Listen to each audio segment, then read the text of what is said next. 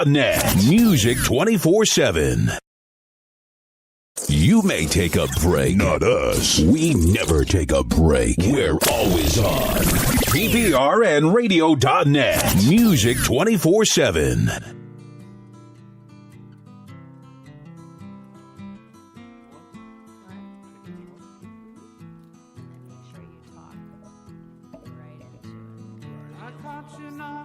My cellar door. I love you, baby. Can I have some more? Ooh, the damage done. I hit the city and I lost my band. I watched the needle take another man. Gone, gone, the damage done.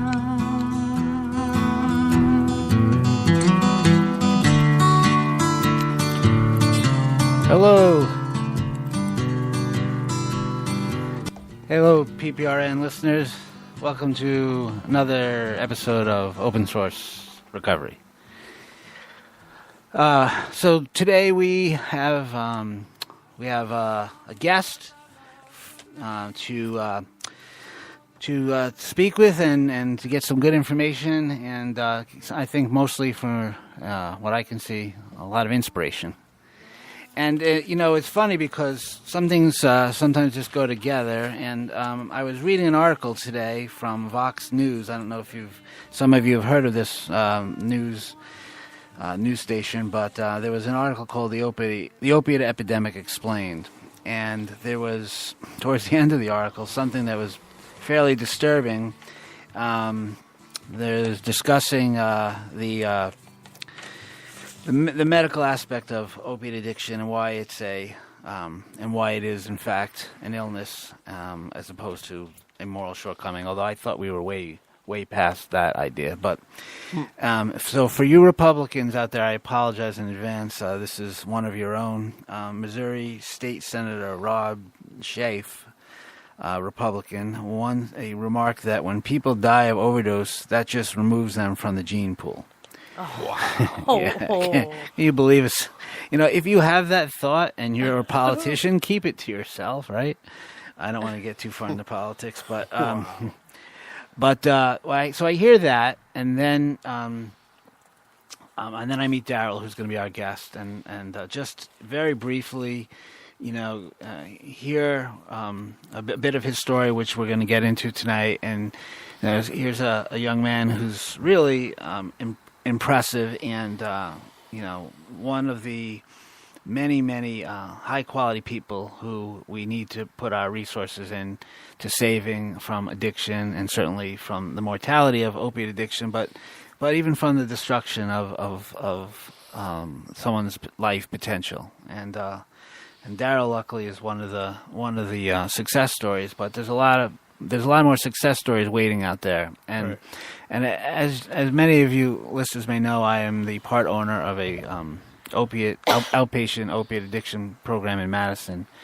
And you look around at my clients, and there's no kind of opiate addict. There's no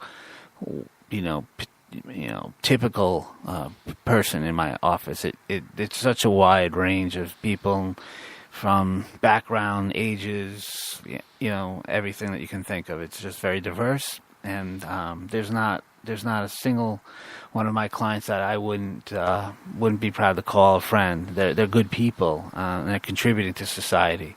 So that statement is just kind of horrific, but we'll try to stay positive for the rest of the show. So we'll go around and reintroduce our co-host. I do know that one of them is waiting for me to text her right now. I tried to do it during the opening, but I missed the number. So Jackie's going to call in. She planned on being here, but she's going to have to call in. So I'm going to multitask while you reintroduce yourself again, lady to my right. Alicia. And we got that part now. And just, you want to say your name? Sure. So my name is Daryl McGraw. And Daryl is our guest, and we're gonna Daryl knows how to talk into a mic. Thank God. Yeah. Oh. It took me like a month, Daryl, and still, I right, still mess up. So don't Okay, worry about well. it. Just another reason you're awesome. Yeah. Yes. That is cool. Yeah, I like here already. So on Daryl's radio debut, so let me start by letting everyone know that Daryl, you both work for the state in a capacity that's in the field of the helping field, and you also have your own nonprofit agency, correct? Right. So maybe we could start if you want to just briefly explain what it is that you do with the state. All right. So I work for the Department of Mental Health and Addiction Services. I am the director of the Office of Recovery Community Affairs. I am the liaison to the commissioner. I also work to help manage contracts for Advocacy Unlimited, CCAR, and NAMI in Connecticut. And I also work with grassroots organizations. I sit on policy, do some policy stuff. So a lot of different stuff, a lot of different hats. It's really cool. So when grassroots, because we had some grassroots people on our show last week. So when grassroots, and we were commenting that a lot of them were sort of popping up, Right. in response to people wanting to do something in a positive, contributing way to the opiate epidemic, and not we don't necessarily have all the resources we need. So people are creating their own. Yeah. So those grassroots organizations. What's the benefit of them being involved?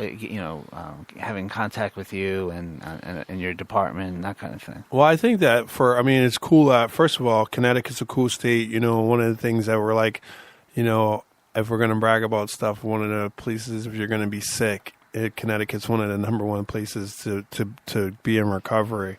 Because we have a lot of stuff going on, just like the grassroots organizations popping up. I love that the fact that people are taking the initiative and not waiting for someone to act. A lot of people in Connecticut are just acting. So, having, reaching out to me, as you know, we're in a super tight budget crisis, but there are different things that we could do, and a lot of times it's just networking and connecting people to the right thing and or right organization. There's some organizations that's doing this and doing that, and together we try to help people recover. Okay, so someone has a certain aspect of recovery they're working on, and they get in touch with you. You may know other people who are doing complementary things. Exactly. Link them together. Or if they're doing something new and creative, like, we believe in multiple pathways to recovery, right? So some people are like all about 12-step, and then some people may be about smart recovery.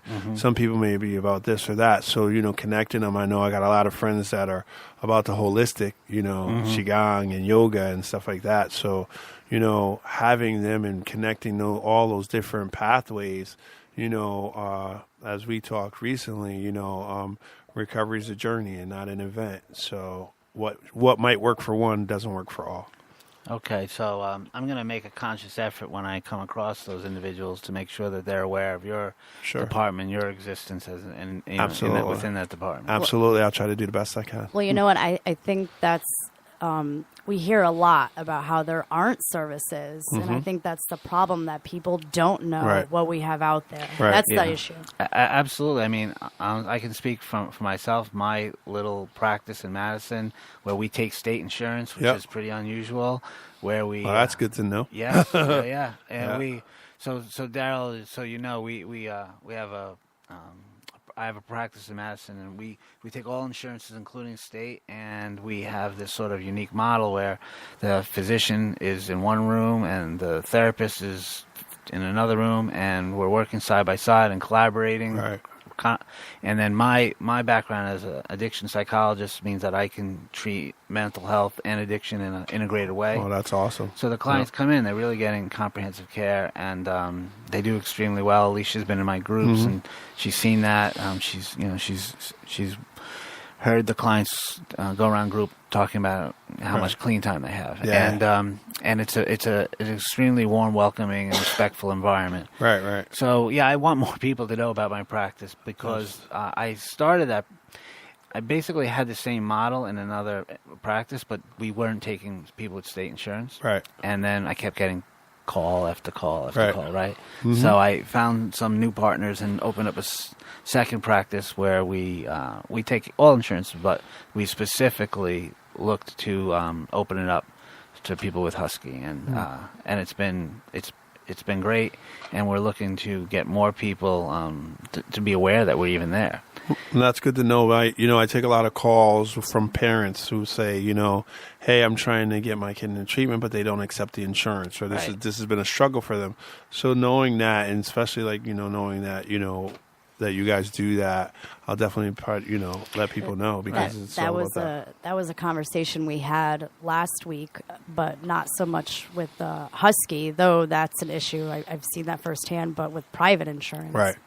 Yeah. You'd be surprised. People are like, we have really good insurance, but they won't take this particular insurance, and that's a struggle for a lot of people. And then there's parents who, have resources, who have spent, the fact that the addiction is so cunning and baffling, they've spent a lot of money on trying to get someone well, or trying to get them back to, some sense of stability. Yeah, and I think sometimes parents have to spend a lot of money because our system of care isn't set up in a way to really, ideally, to treat opiate dependency. Right. But that was a whole other show. I won't get too far into that now. Yeah, well, there's a lot. There's not just, there's treatment, there's prevention, but then, we need to always talk about recovery. And that's, if you brought me here, we're going to talk about recovery. That's right. And that's what we need to, focus more on.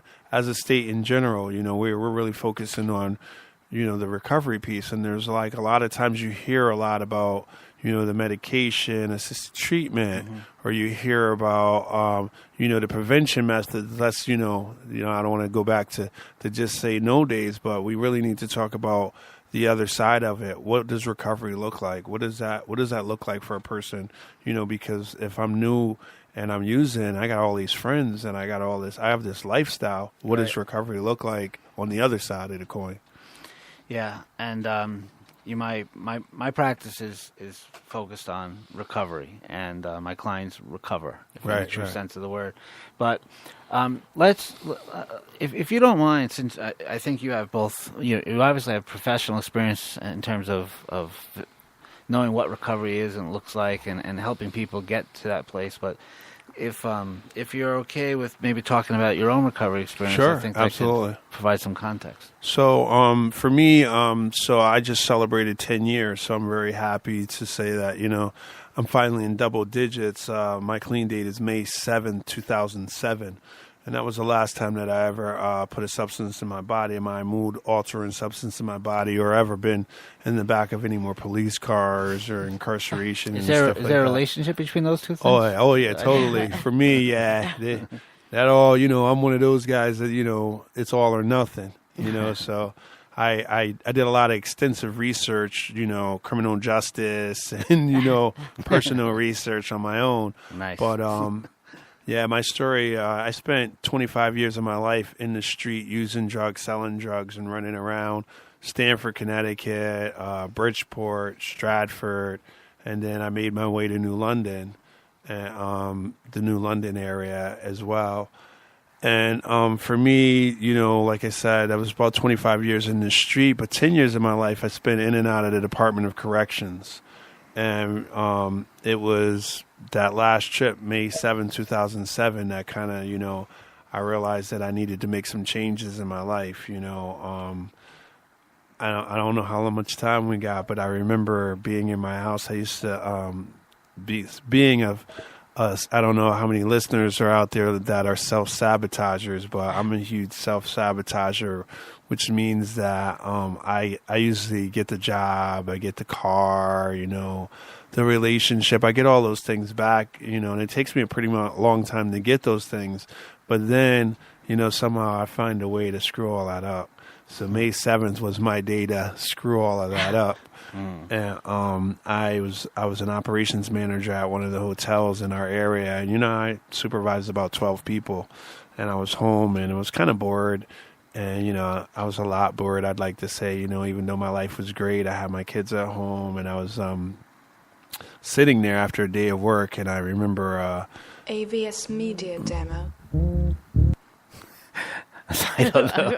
I don't know what that is, Yeah. but Don't mind That- Peter. that was- there. did everybody else hear that? Because That was Latin for keep Yeah. going down. Okay, cool. Okay, I like it. All right, I'm just making sure everybody else heard that because Yeah, it wasn't just you. No. Okay, cool. Okay, yeah, well, So yeah, I'm home and I was kind of bored and he's gonna play that again. no. Oh, he's just making a threatening gesture with it. all right, cool. So and my girlfriend was making grilled cheese and French fries.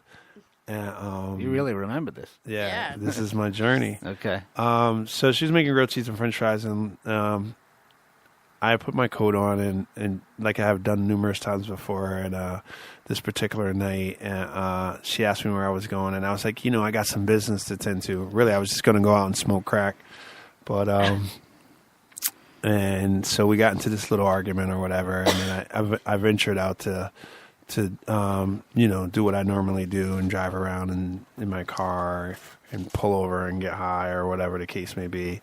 And this particular night I did that. And when I was finishing, that last hit of my crack joint, I looked in the rearview mirror and the police were there. And the police were, a place I've been numerous times before. And his lights were on. And so he pulls me over. And he comes up to the car and he's like, the reason why, why I'm pulling you over? And I'm like, no. And, the crack smoke's pouring out the car, the music's playing, and he says, I pulled you over because you're on your cell phone. And I was like, I wasn't on my cell phone. So we get into this little brief argument. And I say to him, I said, well, the reason why you pulled me over is because I'm black. But he was black too, so Tough sell. it's not. Yeah. That's not. If you're going to use that, you got to use that right. Yeah, that was the wrong way. Yeah, well, You were high. It's not your fault. Yeah. It paused him for a second. Yeah. Needless to say, after he looked at me, and he asked me for a license and registration. And I have my license out. I grab for the registration, and he grabs me by the neck and he starts choking me on the side of the road. Get out. Yeah. And he says to me, where are the drugs at? And he's choking me. And like I said, 20 minutes prior to that, I was home, safe, kids, grilled cheese, French fries. Yeah. That normal life, right? And now I'm on the side of the road getting choked. It's not boring. No. I like it. I like it live, right? And so he's choking me, and my foot hit the gas of the truck, and the engine revved. And he looked at me, and at the time I was driving a Durango with a 2 1/4 Flowmaster exhaust system on it for my car guys, so it kind of like revved like a plane was about to take off. And he looked at me and he let me go. And when he let my throat go, I took off and I started driving. Uh-huh. So I started engaging police in pursuit. Another bright idea of a person that's on crack. And but needless to say, the fact that I was smoking crack, right? I didn't have that car chase gas in the car. Kind of only. Did it occur to you that he already had your driver's license? Yeah. Oh, listen. I didn't say I was the smartest guy at the time, right? So, I'm engaging these police in pursuit. The police are following me, and I'm looking at my gas tank, and the light's on. Every time I push the gas, the light comes on, And so I said, well, I got another bright idea. Why don't I bring all these police officers to my house? That way, at least my girlfriend could pick me up from the police station. Oh. So I bring all the police officers to my house, and I get out the truck, and the officer's standing there, and I say, hey, officer, what's up? What's going on? What's all the commotion about? I don't think he liked that, so he hit me with the taser. Yeah. And I remember falling to the ground. And he just kept teasing me and teasing me and teasing me. Wow. Yeah. That's not cool. No, it wasn't cool. It wasn't cool. It wasn't a really good moment for me at the time. No, but, and my neighbor, I remember my neighbor saying, you're going to kill him. You're going to kill him. One taser is usually enough. No. Multiple tasers. Yeah. And so just to say, between smoking crack and all that electricity, I don't know, by the grace of God, I sit here to be able to tell you this story, And, after they finished tasing me, they brought me to the hospital because when they bring you to the hospital, they have to take the prongs out of your body, right? Yeah. And so they did that. And it was at that point in time that, I wasn't sure what, but I knew that I have given everything that I had I couldn't live this life anymore. That was your aha moment, huh? That was it. Multiple tasing. Yeah, I don't know what other people's recovery methods are, but, getting tased kind of was it for me. Yeah. Long story short, I ended up, the police officer, one thing happened with the police officer. We don't have to go into all of that. You can read it in my book one day. But I ended up with a 4-year sentence. And I would never forget, I was in Hartford Correctional, West Wing 25 cell, and I didn't have a TV. I didn't have anything. I was in my cell, and some guy said, "Hey, I got a book for you to read." And I was like, "Yeah, I don't want to read a book, but whatever." And You're bored. I'm in here. Now you're really bored. I'm here, right? So when in Rome, right? So he gave me the book, and the book was The Purpose-Driven Life. And I started, and then so I read like the foreword or whatever, and it said, hey, it was a 40-day spiritual journey, and my court date was 41 days away. So I said, oh, God, I got it. You want me to read this book? And then once I read this book, you're going to let me go because that's the way I think, right? Yeah. So I read the book like I was supposed to, 40 days exactly. And when I first initially started writing a couple of paragraphs, but then I started writing like page after page, and I started doing all this like, internal research about myself. Mm-hmm. And by the time I finished reading the book, I had like 2 notebooks full of notes about myself. And I remember saying to myself, you know what, I'm going to go to court, and whatever happens, happens. Of course, I wanted to go home, but if not, I would have been okay with it because I knew that I had somehow found some purpose in that 25 cell. And I went to court, and he gave me 4 years. And I was like, and I was okay with it. My lawyer cried. I looked at him. I was like, what's up, bro? He's like, man, I can't believe we I let you down. And I was like, yo, it's cool. I got this journey to go on. And when I went to the Department of Corrections, and everywhere I went, I just started meeting people, and, we started engaging, and I started like changing lives, and people were changing my life. And, it's like this peer mentor in there. And I think that's where I perfected my craft. And I used to sit in the cell at night, and even lights out, I would read and I would write, and I would just write and write from the light of the exit signs. And my cellies would be like, "Are you still up writing?" And I'm like, "Yeah, man, I just got one more page."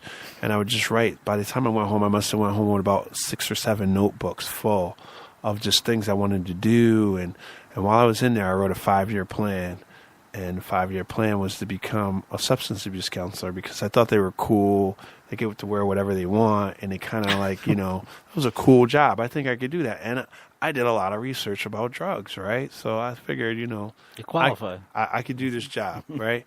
And for some reason, the substance abuse counselor jobs, you can have a criminal record. And that's kind of like a requirement for the deal, right? So I was cool with that. So I was like, yeah, I think I could get this kind of job.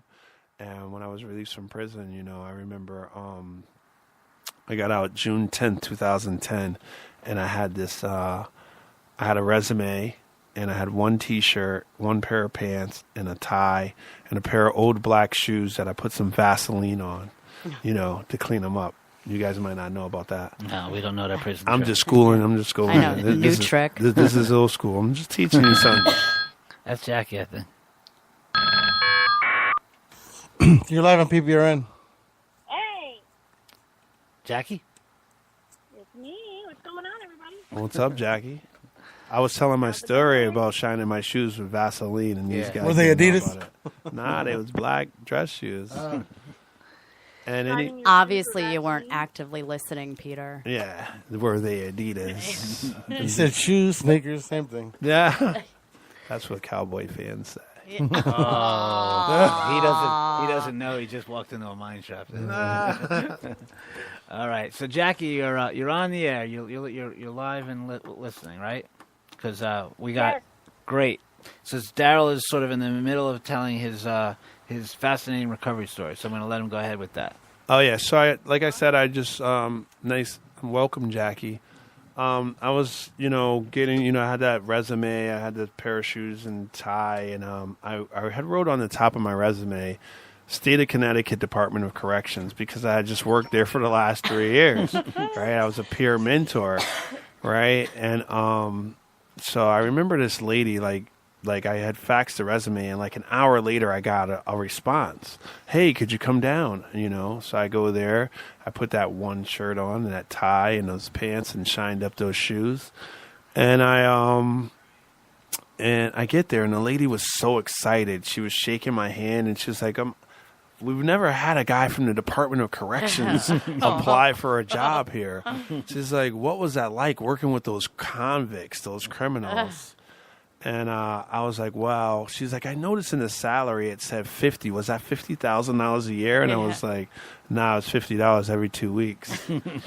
And she looked at me a little puzzled, and I said, well, I was incarcerated when I was incarcerated when I was working with these guys. And she was like, oh. And so she closed the folder, and she said, we'll be in touch. Yeah. Right? So I was like, yeah, I'm probably not going to get that job.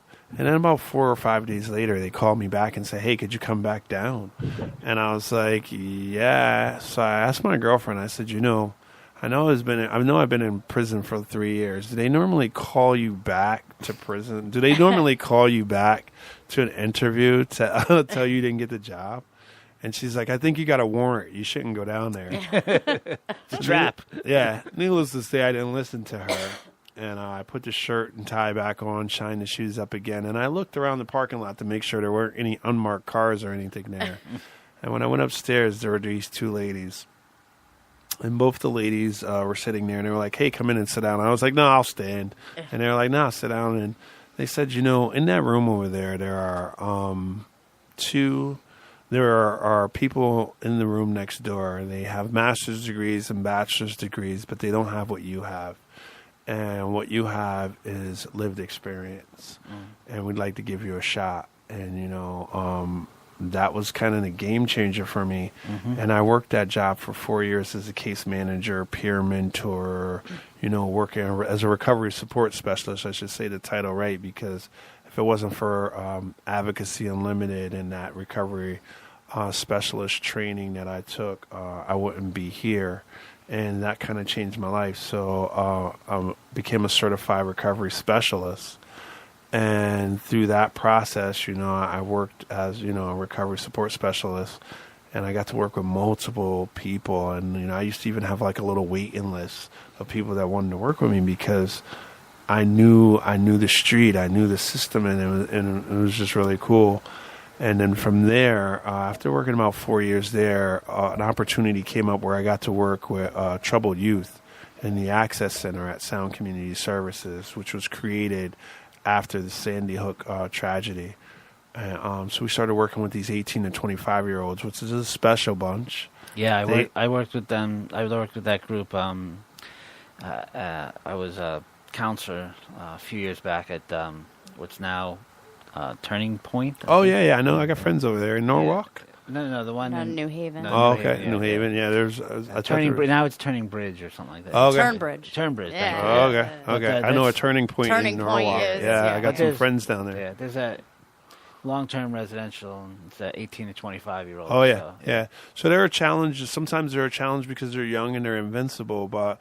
These are young guys from the inner city and everywhere, homeless and backpack bunch, and but it was cool to engage with them. And then from there, I got the associate director's position working with the state. And I remember that transition. I liked working with people, like one-on-one, face-to-face. And I remember consulting with a good friend now, who was a pastor at the time. I mean, she's a pastor now, and she told me, you work with this small group of people now, but you have an opportunity to work with the masses. And just on that advice, I've been able to, do some amazing things working with the state. We've done some cool things. We actually took like 275 people to D.C. and we went to the Faces in Addiction thing. We just did something out in Woodstock, Connecticut. We did the Summer Stigma Slam.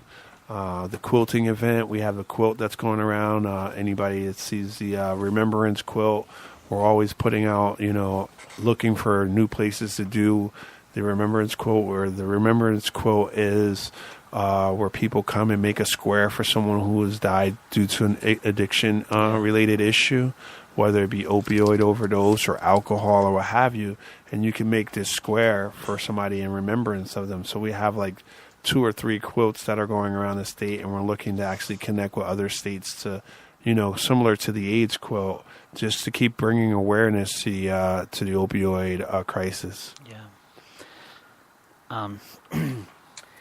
There was this article I was talking about in Vox. They said within 10 years there'll be, what did it say? Basically, about over 500,000 people will have died from opiate-related causes in the next 10 years if we keep going at this pace, which is the entire population of the city of Baltimore. Wow. So that's pretty scary. But so your background, your story, it really is inspirational, and it's proof positive that nobody's a throwaway person. Right. And that putting resources into treating people with addiction makes sense. And by the way, there is I can't quote the exact article, but there is research that shows for every $1 put into addiction treatment, the society at large saves $8. Oh yeah, totally. I believe that. And so, your story doesn't end there, though, right? Because besides working for the state and doing all those kind of cool things and getting that job that you probably could have never imagined having when you were sitting in that jail cell, not even wasn't on my radar. Right. It wasn't in your 5-year plan. No. But you've gone on to do some other things yourself. Yeah. And I really would love for you to talk about what it is that you're doing in your own nonprofit and sort of how you came to decide to go in that direction. So in my quote unquote free time, I got together with a couple of friends, and this has been a dream of mine for many years to create a nonprofit, and the nonprofit's called Soft Landing.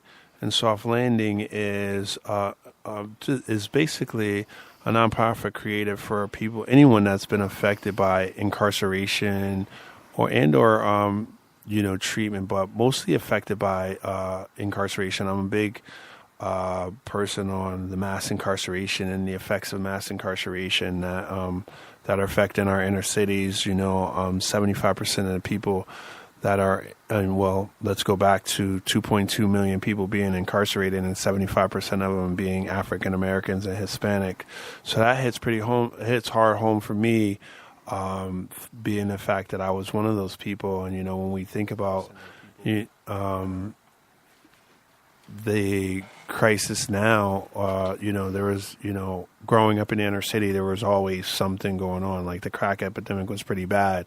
Having grown up in that, and now here we are in the midst of the opiate crisis. Right. So, Soft Landing was created because I remember what really made me push harder is when I was released from prison. There weren't a lot of services out there for people, and I remember just coming home and having a bed. And the fact that I had a bed in that 5-year plan, I was able to go out and look for work and so on. But I felt like, wow, what if other people had this opportunity, just having a bed and possibly coupled with some mentoring, people that have been through this before. I think that they would have a better chance of being successful. And our goal is to cut down recidivism, right? Recidivism and promote recovery at the same time. So, we have this, and a lot of our funding comes from, which is amazing, is that we don't receive state funding. We don't go for federal funding at this time. All of everything is either in kind or donations from people that believe in the cause.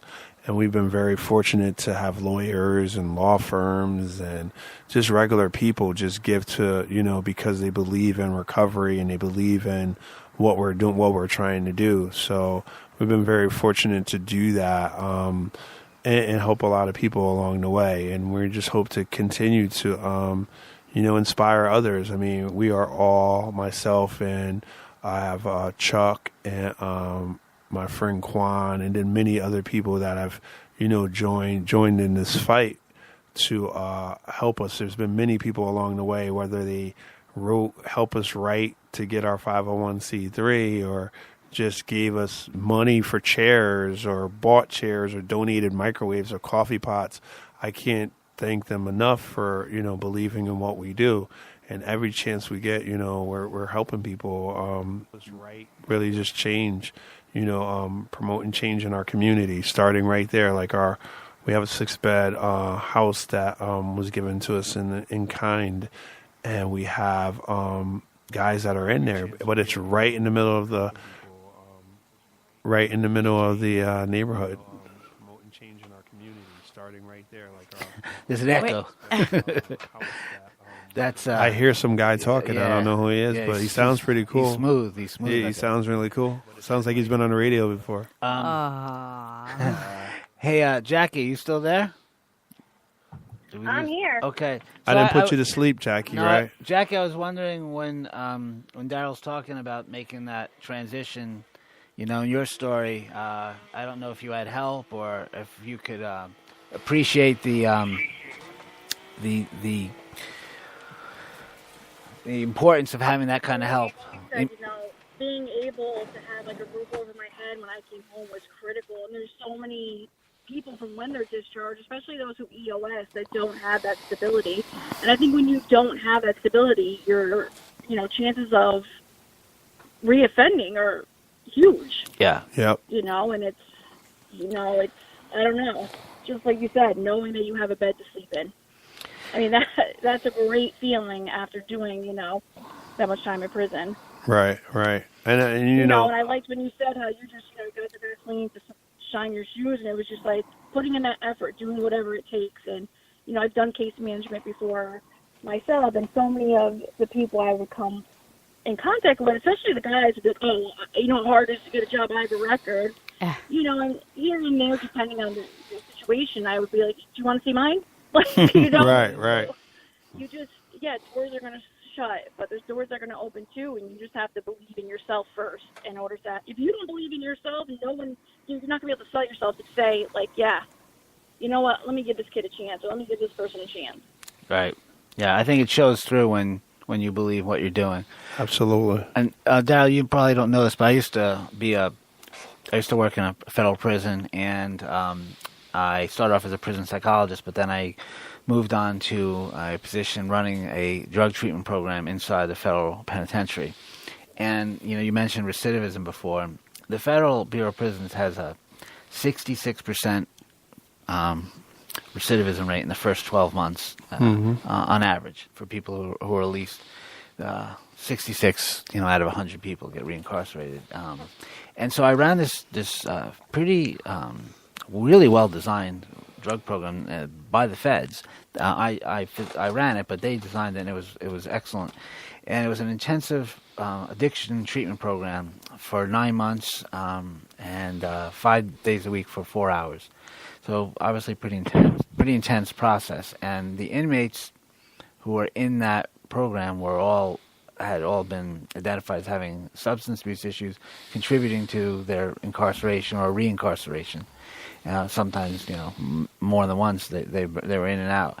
And to make a long story short, we graduated 100 inmates the first year from the program. And by the way, when they completed the program, they could get a year off their sentence by doing this. Wow. So it was a huge. I needed to be in that program. Exactly. Yeah. So it was a big deal. It was a really big deal, and the feds were going out on a limb trying to get people out in the community faster. And so after a year, we graduated. During the course of a year, we graduated 100 inmates from the program. And a year later, we did a study, and I might have mentioned this on the air in the past, but we did a study to see how many of those inmates were reincarcerated, and we know what we were measuring against, which was 66%. Take a guess how many of those inmates were reincarcerated there. 20%. That's a good guess, but actually it was one. Huh. Wow. I don't doubt that. It was one inmate. Yep.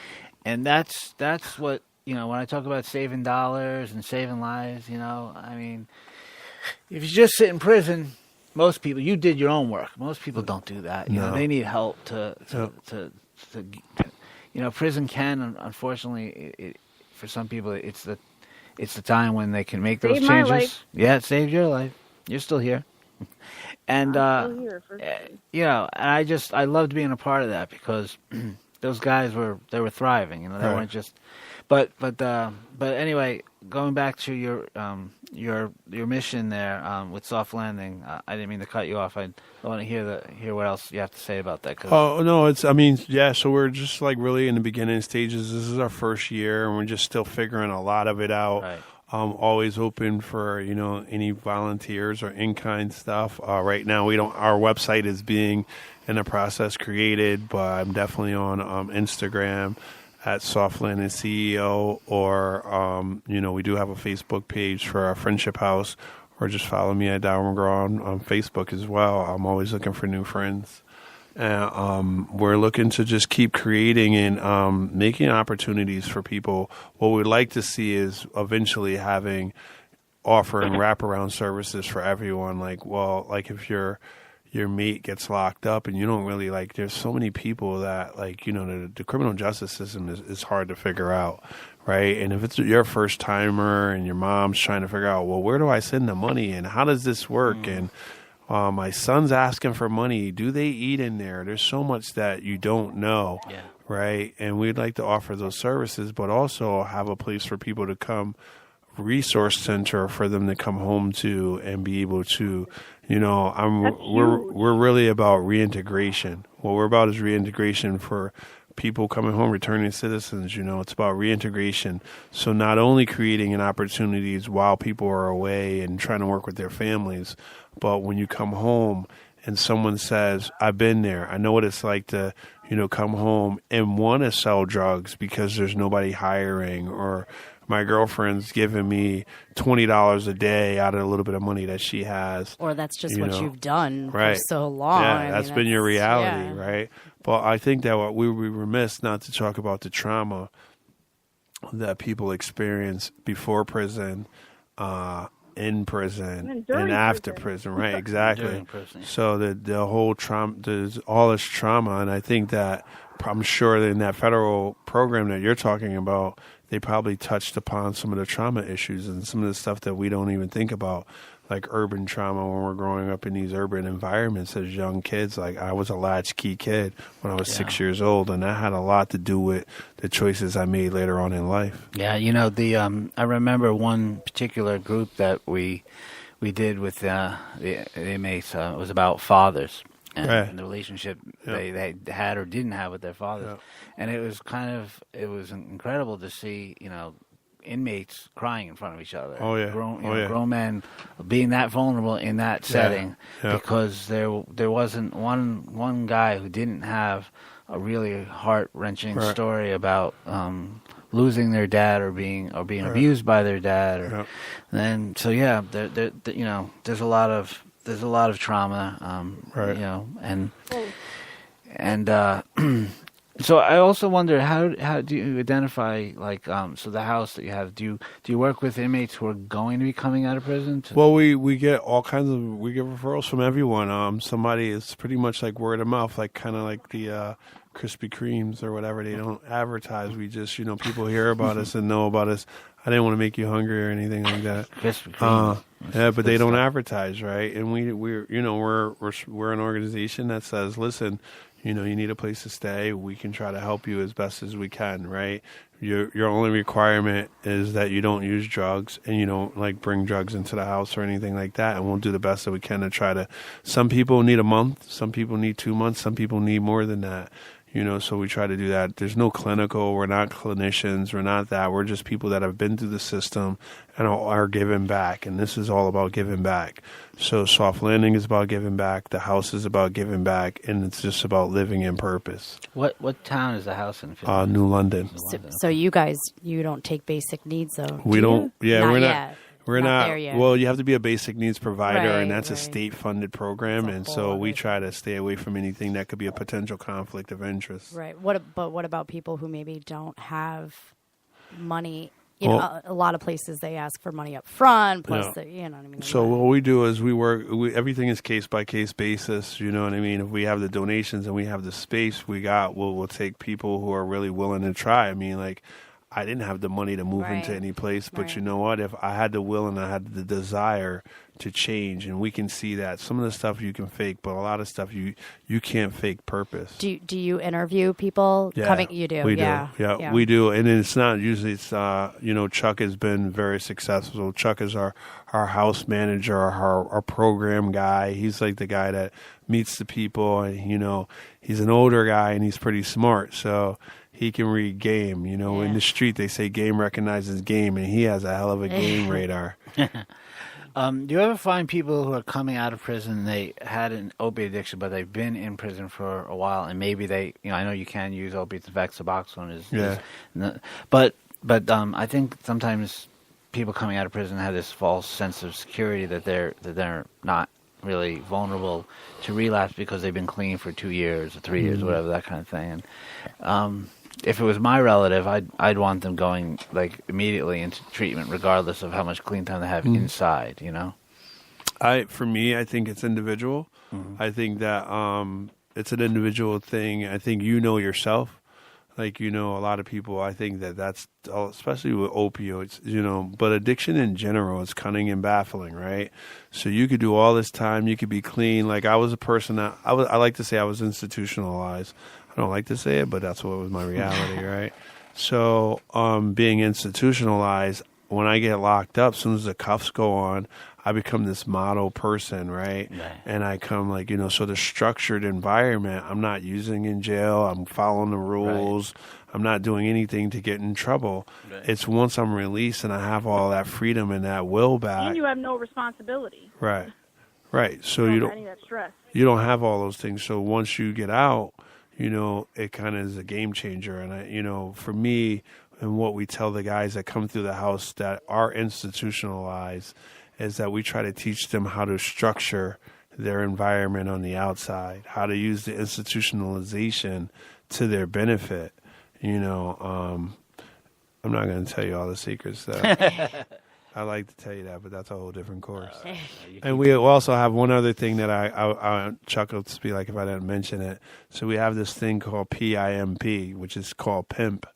And, you know, there's probably something that you couldn't do at an agency, but being that it's ours, we could do whatever we want. That's right. And so it's post-incarceration mentoring program, and that's one of the things that we're probably most proud of because it's something that we do one-on-one. We try to link people with people that are already that need that mentoring, and whether it be me, a person from the inner city, or somebody from the suburbs, we reach out to people that are doing well in their process, and we try to connect them with people that are struggling in their process.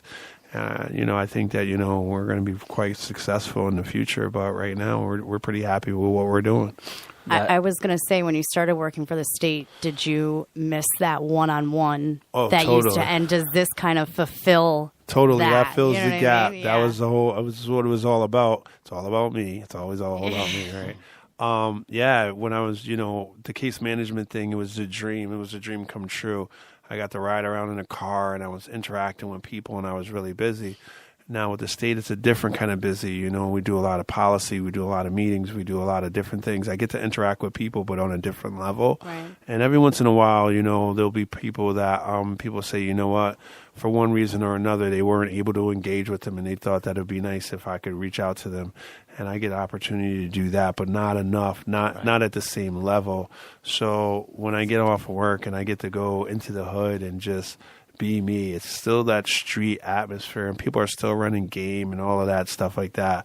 But they get to see us actually like guys that are not using, you know, being successful, taking care of their families. I know you mentioned fatherhood, and that's one of another key component for for what we do is that we fatherhood groups, and just, you know, good dads, bad dads. You know, if you want to be a good dad, or, you know, we have these dads that are interacting in the community and they're taking care of their kids, but then we have these other people that are struggling. So how do we put these two guys together and say, hey, I've been there, this is my struggle, this is what I do, you know, and we're also like, you know, another when I have the time, I've been able to be a coach, and that was a part of my 5-year plan, is being a part of the community. And not that I'm a good coach. I'm not a good coach at all, because I wasn't a sports guy. But the relationship that you get to build with inner city kids and kids that are from the neighborhood, they still call you coach. My friends laugh. They're like, "Why are they calling you coach, bro? You never played basketball or anything." But the relationship that you have, because there's still a lot of kids. I think the numbers were like 1.5 million kids are in our country that our parents are incarcerated. So, trying to make those connects and really try to help people. So that's part of our transition. When we created Soft Landing, we wanted to focus really on fathers that were returning, because we wanted them to be part of the community. And the biggest piece of that is every time we help one person not return back to prison, we saved the state of Connecticut $51,000. I think you should bill him. Hey, I have no comment on that. But, we're saving the state $51,000, but we're also hopefully annually. Right. We're hoping that this person becomes employed and he takes care of his kids. And there's so much benefit from doing that. And that's what's important about grassroots. Grassroots, you can do stuff like that because you're more connected right there to the problem.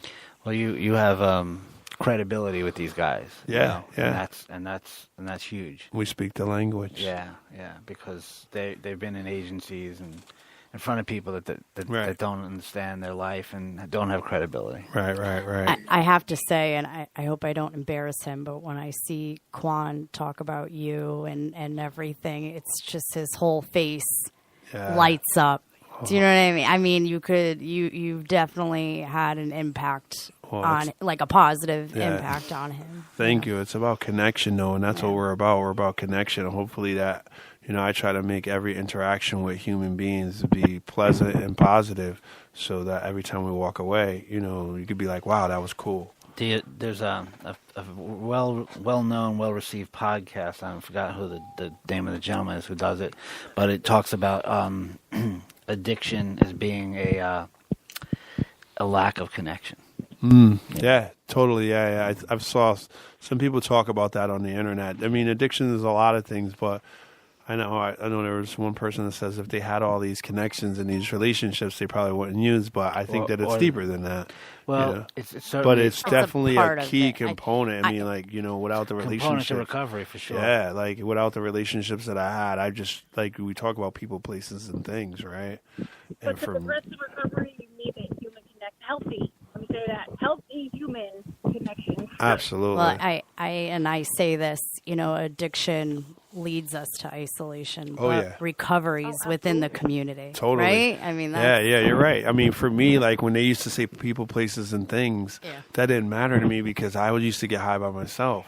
So that wasn't going to work for me. I used to say, they have that saying, an addict by himself is in bad company, so.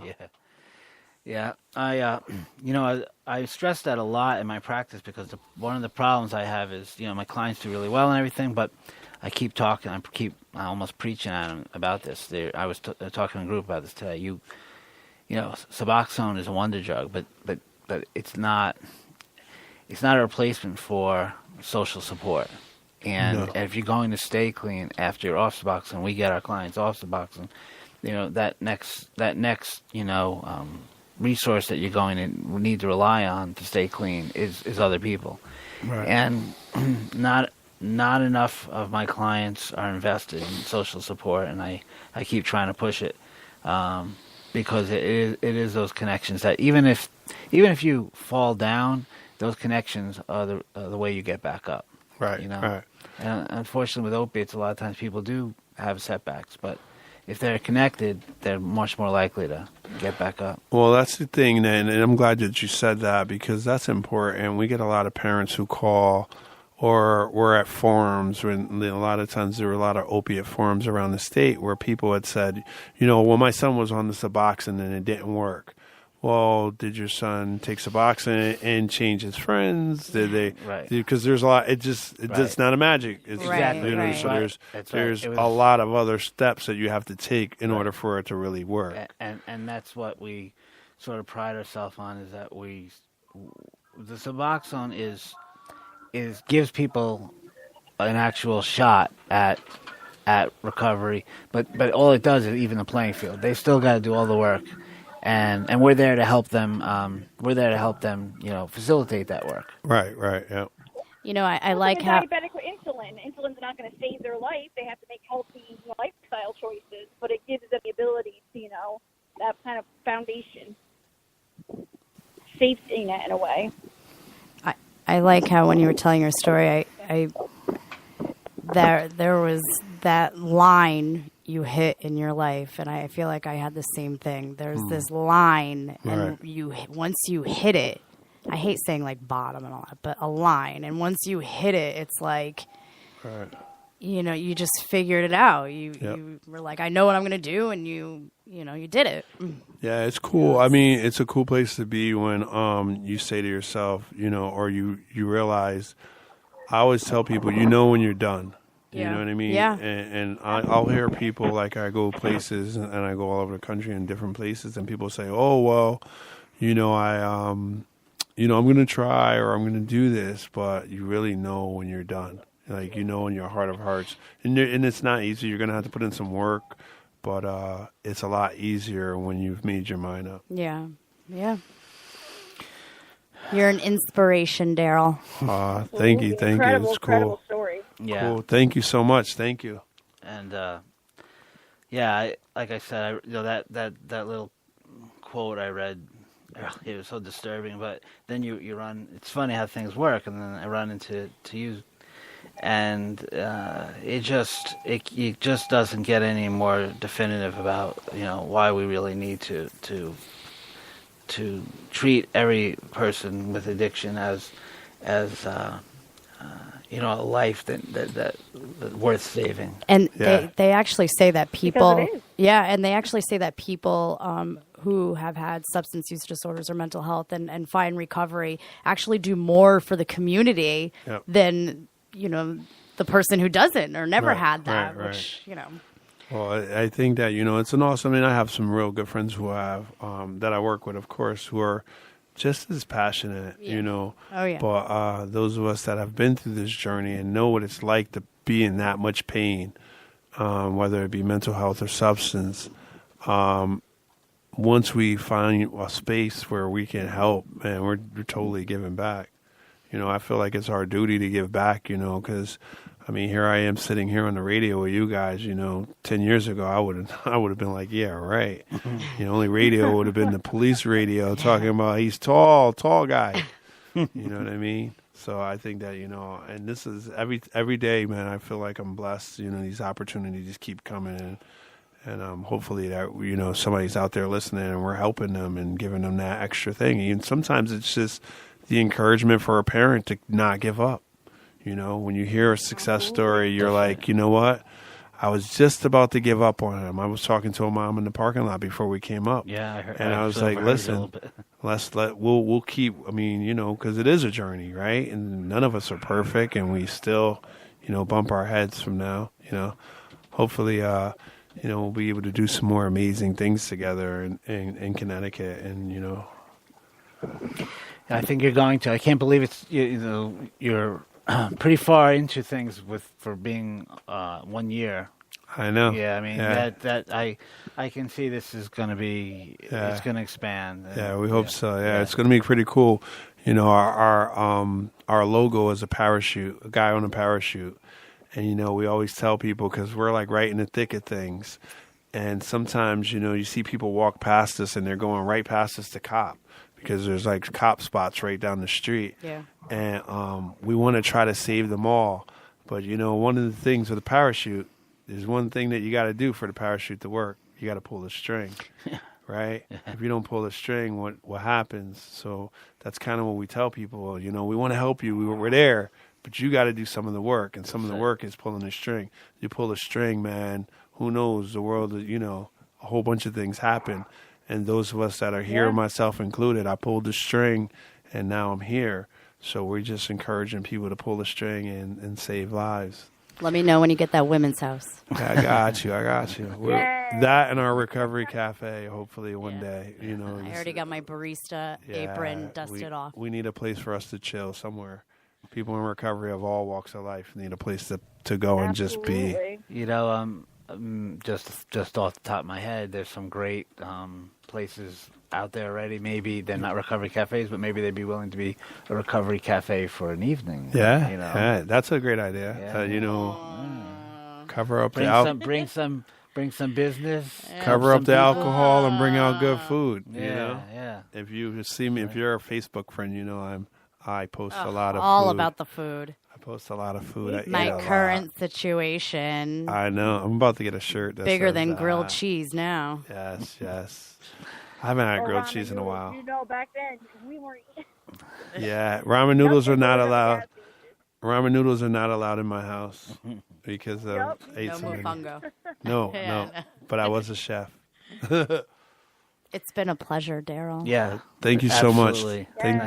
Thank you for the And opportunity. come back anytime. Oh yeah, I'd love Keep to. us posted, and anything we can do to help your organization. I'm already mentally filing that away. I'm hoping. Yeah, Absolutely. that's so Okay. cool. You know, All we'll right. definitely be back. Thank you, Daryl. Thank you. Just last before we check out, I just realized I talked about my practice in Madison, and let people know that we do a great job and we take all kinds of insurance. But I didn't do is give out the phone number, so I'm going to do that now. If anyone needs any help with their opiate addiction, they need to get help quickly and good help, you can call us at 203-245-0412. That's the Center for Compassionate Recovery. That's the name of my practice. And if you give that number a call, if it's after hours or in the weekend, that'll be rolling over directly to my cell, and we can chat. Okay? All right. Thank you, Peter. And Cool. Thanks for calling in, Jackie. Thanks, Jackie. Oh no, Thanks, Jackie. definitely be present next week. Yeah, next week we want you here. All right. Yes, I will be there. I'm going to make them moving anything. All right. All right, All right, Jackie. have a good night, everybody. All right. It was you a pleasure. too. Take us out, Pete. Bye-bye. All right, everybody. We'll see you. 2 weeks. 2 weeks. Yeah, That's Labor right. Day's 2 weeks next week. because it's Labor Day. That's All right, right. everybody. Have a good night. We'll see you later. PPRNradio.net. Listen to PPRNradio.net. You may take a break.